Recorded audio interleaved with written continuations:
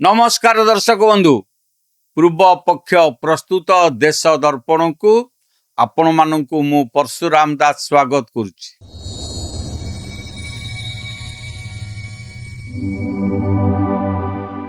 दर्शक बंधु आजिर देश दर्पण रे कौन सी नुआ कथा नुहे गोटे पुराणा कथा उपरु परदा हटाइबा कारण अनेक समय पुराणा कथा आमको बाट चलिबार प्रेरणा देई थाए। आज राजनीति को देखिले प्रायतः गोटे कथा आम मन को आपे आपे आसी जाए ताहला राजनीति रे आउ नैतिकता नहीं, चरित्र नहीं कि सचोटता नहीं।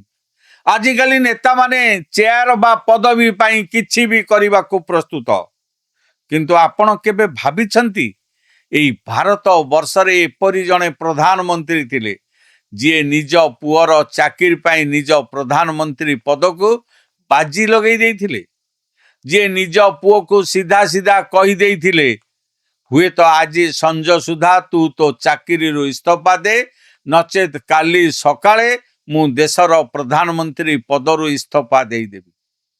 दर्शक बंधु मु कथा हेउची भारतर सेई महान जननायक साधुता और सरलतार प्रतीक पूर्वतन प्रधानमंत्री लाल बहादुर शास्त्री विषय आज आम देश दर्पण रे भारतीय राजनीतिर एहीपरि एक कहानी रखिबा जहाँ आपण को आश्चर्य करदब। या सहित आम विश्लेषण करवा किपरि आम देशर राजनैतिक दल गुड़िक निज सुविधा अनुसार इतिहास को व्यवहार करती आउ किपरि सचोटतार दोहरा मापदंड आजिर राजनीति को ग्रास करिछि। आपण माने देखुतांतु देश दर्पण। मोर आपण मानकु अनुरोध आम चैनल को लाइक करंतु, सब्सक्राइब करंतु आ बंधु मानक सहित अधिक रु अधिक शेयर करंतु। दर्शक बंधु आपण माने समस्ते गोटिए घटना निश्चय शुणिथिबे जेतेबेले भी देश रे कोनोसी बड़ रेल दुर्घटना घटे किंबा कोनोसी सरकारी विफलता सामना को आसे सेतेबेले विरोधी दल गुड़िक विशेष करी कांग्रेस दल तुरंत लाल बहादुर शास्त्री को उदाहरण दिए। से माने कहती देखंतु शास्त्री जी रेल मंत्री थिबा समय रे एक भयंकर रेल दुर्घटना घटिथिला आउ सेई दुर्घटनार नैतिक दायित्व नहीं शास्त्री जी निज रेल मंत्री पदरु इस्तीफा देइथिले। एक कथा संपूर्ण सत्य। तत्कालीन प्रधानमंत्री पंडित जवाहरलाल नेहरू शास्त्री जी इस्तीफा ग्रहण करने को आदौ प्रस्तुत नथिले। नेहरू कहिथिले जे दुर्घटना पाई मंत्री सीधा सड़क दायी नुहंती, किंतु शास्त्री जी निज निष्पत्ति रे अटल थिले। से कहिथिले मु विभागर मुखिया तेणु नैतिक भावे एई भूल आउ एई दुर्घटनार दायित्व मोर। एई नैतिकता आज भी भारतीय राजनीति रे एक अतुलनीय उदाहरण भावे ग्रहण करा जाए, किंतु एठारे गोटे बड़ प्रश्न उठे कांग्रेस किंबा आम देशर राजनेता माने शास्त्री जी रेल मंत्री पदरु इस्तीफा कहानी को तो बारंबार दोहराती, किंतु लाल बहादुर शास्त्री प्रधानमंत्री थिबा समय घटिथिबा सेई द्वितीय घटना विषय कहीं कई किछि कहती ना कहीं से कहानी को इतिहास पृष्ठ लुचेई करी रखा जाइछि। आसंतु जानिबा सेई अजଣା अण आलोचित किंतु प्रेरणादायी सत्य घटना विषय सेतेबेले लाल बहादुर शास्त्री भारतर प्रधानमंत्री थिले। तांकर तीनिटी पुओ थिले। सबुठारु बड़ पुओ थिले हरिकृष्ण शास्त्री। हरिकृष्ण जने मेधावी केमिकल इंजीनियर थिले। पाठपढ़ा शेष करिबा परे से निज योग्यता बल रे एक बेसरकारी केमिकल कंपनी रे चाकिरी पाइले। सेतेबेले कोनोसी सरकारी सुपारिश नथिला, निजर डिग्री और मेरिट आधार ही तांकर सिलेक्शन होइतला। से चाकिरी रे जोग भी देले, किंतु दिने संसदर लोकसभा आलोचना रे विरोधी दलर नेता माने प्रश्न उठाइले। विरोधी माने अभियोग कले जे प्रधानमंत्री निज पदवी और क्षमतार दुरुपयोग करी निज पुओ को एक प्राइवेट कंपनी रे चाकिरी देइछन। राजनीति रे जेतेबेले अभियोग आसे सेतेबेले अनेक कथा कुआ जाए।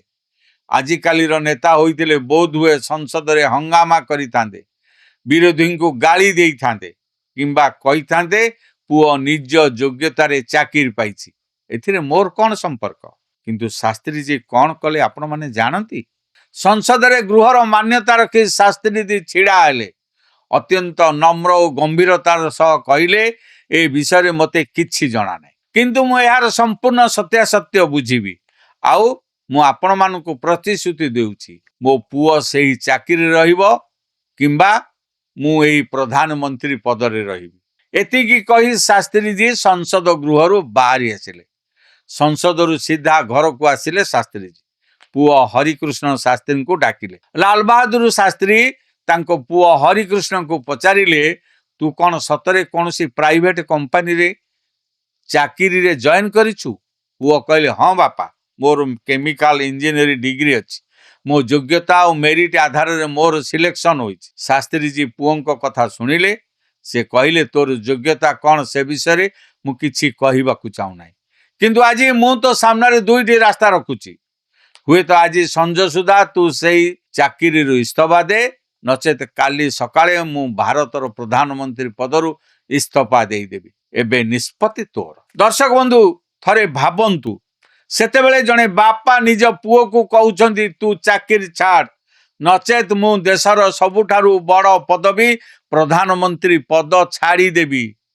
ପୁଅ ହରିକୃଷ୍ଣ ଶାସ୍ତ୍ରୀ ବୁଝିପାରିଲେ ଯେ ତାଙ୍କ ବାପାଙ୍କ ପାଇଁ ନୈତିକତା ଆଉ ଚରିତ୍ର ଠାରୁ ଆଉ ବଡ଼ କିଛି ନୁହେଁ।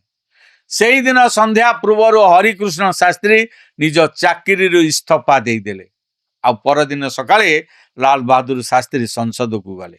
ସଂସଦ ଗୃହରେ ସମସ୍ତଙ୍କ ସାମ୍ନାରେ ଘୋଷଣା କଲେ, ମୋ ପୁଅ ସେଇ କମ୍ପାନୀ ଚାକିରିରୁ ଇସ୍ତଫା ଦେଇସାରିଛି। ସେ ଆଉ ସେଠାରେ କାର୍ଯ୍ୟରତ ନୁହେଁ। ଆଉ ମୋର ପ୍ରଧାନମନ୍ତ୍ରୀ ପଦ ପାଇଁ ତାକୁ ଚାକିରି ମିଳିନଥିଲା। ଏହା ଥିଲା ଲାଲ ବାହାଦୁର ଶାସ୍ତ୍ରୀଙ୍କ ସଚ୍ଚୋଟତା। ଏହା ଥିଲା ନୈତିକତାର ସେହି ଉଦାହରଣ ଯାହା ଦୁନିଆର ରାଜନୈତିକ ଇତିହାସରେ ଅତ୍ୟନ୍ତ ବିରଳ। ଏବେ ଆସନ୍ତୁ ଆମେ ଗୋଟିଏ ତୁଳନାତ୍ମକ ବିଶ୍ଳେଷଣ କରିବା। ଶାସ୍ତ୍ରୀଜୀଙ୍କର ଏହି ନୈତିକତାର ଉଦାହରଣ କୌଣସି କଂଗ୍ରେସ ନେତା କାହିଁକି ଦିଅନ୍ତି ନାହିଁ? କାହିଁକି କେବଳ ରେଳ ଦୁର୍ଘଟଣା କଥା କୁହାଯାଏ ଆଉ ପ୍ରଧାନମନ୍ତ୍ରୀ ପଦର ଏହି ଇସ୍ତଫା ପ୍ରସଙ୍ଗକୁ ଏଡ଼େଇ ଦିଆଯାଏ? ଏହାର ଉତ୍ତର ହେଉଛି ରାଜନୈତିକ ଦୋହରା ମାପଦଣ୍ଡ ବା ଡବଲ ଷ୍ଟାଣ୍ଡାର୍ଡ। ଏହି ସମାନ ଘଟଣାକୁ ଆଉ ଗୋଟିଏ ପରିବାରର ଉଦାହରଣ ସହ ଦେଖନ୍ତୁ। ଯେତେବେଳେ ଇନ୍ଦିରା ଗାନ୍ଧୀ ଦେଶର ପ୍ରଧାନମନ୍ତ୍ରୀ ଥିଲେ, ସେତେବେଳେ ତାଙ୍କ ପୁଅ ରାଜୀବ ଗାନ୍ଧୀ ଲଣ୍ଡନରେ ପାଠ ପଢୁଥିଲେ। ପରବର୍ତ୍ତୀ ସମୟରେ ରାଜୀବ ଗାନ୍ଧୀ ପାଇଲଟ ଟ୍ରେନିଂ ନେଲେ। ଆଉ ଇନ୍ଦିରା ଗାନ୍ଧୀ ପ୍ରଧାନମନ୍ତ୍ରୀ ଥିବା ସମୟରେ ହିଁ ରାଜୀବ ଗାନ୍ଧୀଙ୍କୁ ସରକାରୀ ସଂସ୍ଥା ଇଣ୍ଡିଆନ ଏୟାରଲାଇନ୍ସରେ ପାଇଲଟ ଭାବେ ଚାକିରି ମିଳିଲା। ସେତେବେଳେ କ'ଣ କେହି ପ୍ରଶ୍ନ ଉଠାଇଥିଲେ? କ'ଣ ଇନ୍ଦିରା ଗାନ୍ଧୀ କେବେ କହିଥିଲେ ଯେ ମୁଁ ପ୍ରଧାନମନ୍ତ୍ରୀ ଥିବା ସମୟରେ ମୋ ପୁଅ ସରକାରୀ କମ୍ପାନୀରେ ଚାକିରି କରିପାରିବ ନାହିଁ, ନଚେତ ମୁଁ ଇସ୍ତଫା ଦେବି? ନା, ଆଦୌ ନୁହେଁ। ଯେପର୍ଯ୍ୟନ୍ତ ସଞ୍ଜୟ ଗାନ୍ଧୀଙ୍କର ଏକ ବିମାନ ଦୁର୍ଘଟଣାରେ ବିୟୋଗ ହୋଇନଥିଲା, ସେ ପର୍ଯ୍ୟନ୍ତ ରାଜୀବ ଗାନ୍ଧୀ ସେହି ସରକାରୀ ଏୟାରଲାଇନ୍ସରେ ପାଇଲଟ ଭାବେ ଚାକିରି କରୁଥିଲେ। ଆଉ ଇନ୍ଦିରା ଗାନ୍ଧୀ ଦେଶର ପ୍ରଧାନମନ୍ତ୍ରୀ ପଦରେ ରହିଥିଲେ। କୌଣସି କଂଗ୍ରେସ ନେତା କେବେ ଏହାକୁ ନୈତିକତାର ପ୍ରଶ୍ନ ଭାବେ ଦେଖିନଥିଲେ। କେବଳ ଏତିକି ନୁହେଁ, ପଣ୍ଡିତ ଜବାହରଲାଲ ନେହେରୁ ପ୍ରଧାନମନ୍ତ୍ରୀ ଥିବା ସମୟରେ ହିଁ ତାଙ୍କ ଝିଅ ଇନ୍ଦିରା ଗାନ୍ଧୀଙ୍କୁ କଂଗ୍ରେସର ଜାତୀୟ ଅଧ୍ୟକ୍ଷ କରାଯାଇଥିଲା। ଇନ୍ଦିରା ଗାନ୍ଧୀ ପ୍ରଧାନମନ୍ତ୍ରୀ ଥିବା ସମୟରେ ସଞ୍ଜୟ ଗାନ୍ଧୀ କୌଣସି ସରକାରୀ ପଦବୀରେ ନଥାଇ ବି ଦେଶରେ ଡିଫ୍ୟାକ୍ଟୋ ପ୍ରାଇମ୍ ମିନିଷ୍ଟର ଭାବେ କାମ କରୁଥିଲେ। ପରେ ରାଜୀବ ଗାନ୍ଧୀଙ୍କୁ କଂଗ୍ରେସର ମହାସଚିବ କରାଗଲା। ଅର୍ଥାତ୍ ନିଜ ପରିବାର ପାଇଁ ସବୁ ନିୟମ କୋହଳ ଆଉ ନୈତିକତାର ଭାଷଣ କେବଳ ବିରୋଧୀଙ୍କୁ ଘେରିବା ପାଇଁ। ଦର୍ଶକ ବନ୍ଧୁ, ଆଜି ଅନେକ ଲୋକ କହନ୍ତି ଯେ ଆଜିର ରାଜନୀତି ବହୁତ ଖରାପ ହୋଇଯାଇଛି, ପୂର୍ବରୁ ରାଜନୀତି ବହୁତ ଭଲ ଥିଲା। କିନ୍ତୁ ସତ କଥା ହେଉଛି ରାଜନୀତି ସେତେବେଳେ ବି ସେମିତି ଥିଲା, ଆଜି ବି ସେମିତି ଅଛି। ଫରକ କେବଳ ନେତାଙ୍କ ଚରିତ୍ର ଓ ନିଷ୍ଠାରେ ରହିଛି। ଶାସ୍ତ୍ରୀଜୀଙ୍କ ପାଖରେ ସେହି ସାହସ ଥିଲା, ସେହି ସଚ୍ଚୋଟତା ଥିଲା, କାରଣ ତାଙ୍କର ଚିନ୍ତାଧାରା ସଫା ଥିଲା। ସେ ନିଜ ପରିବାର, ନିଜ ପୁଅ କିମ୍ବା ନିଜ ପଦବୀ ଠାରୁ ଦେଶ ଓ ନୈତିକତାକୁ ଉପରେ ରଖୁଥିଲେ।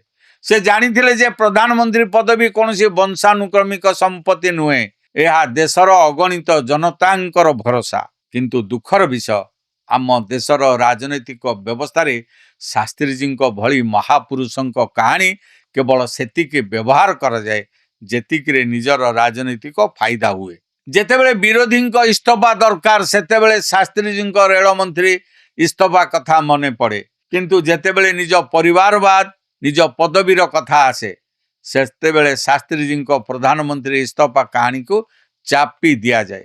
ଆଜି ଏହି ବିଶ୍ଳେଷଣରୁ ଆମକୁ କିଛି ଗୁରୁତ୍ୱପୂର୍ଣ୍ଣ ପ୍ରଶ୍ନର ଉତ୍ତର ଖୋଜିବାକୁ ପଡ଼ିବ। प्रथमतः आमे कौन केवल से इतिहास को मन रखा जहाँ राजनैतिक दल गुड़िक आमको देखा चाहती। द्वितीयतः जड़े नेतांकर सचोटता कौन केवल भाषण रे सीमित रहिबा दरकार ना शास्त्री जी भली निज कार्य देखा दरकार।